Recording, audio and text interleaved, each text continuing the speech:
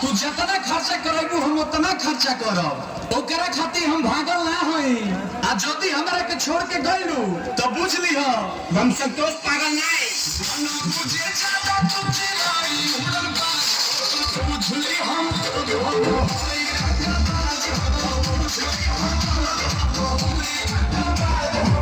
तू जानत हुआ कि हम ग्रेड पर नहीं।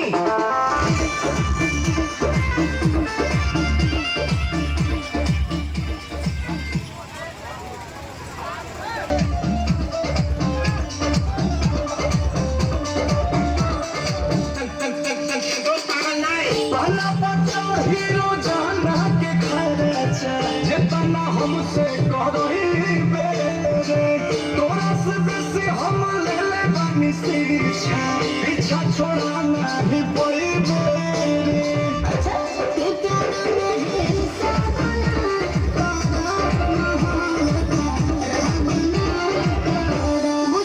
अरे करे जा जितना तोहरा से रात में बात कइले बानी ना उतना केहू औरी खाती जागल ना है।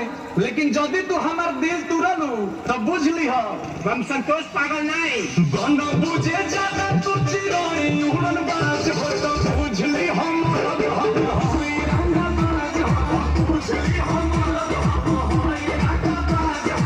मारो ना एक फर्क एको भाषा ना बोलबा कोनो विषय में।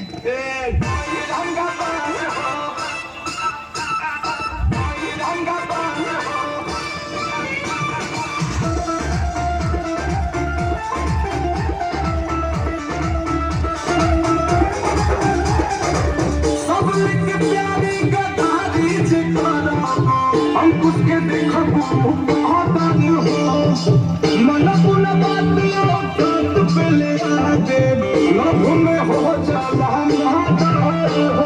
मारो ना एक फर्क में लगा हम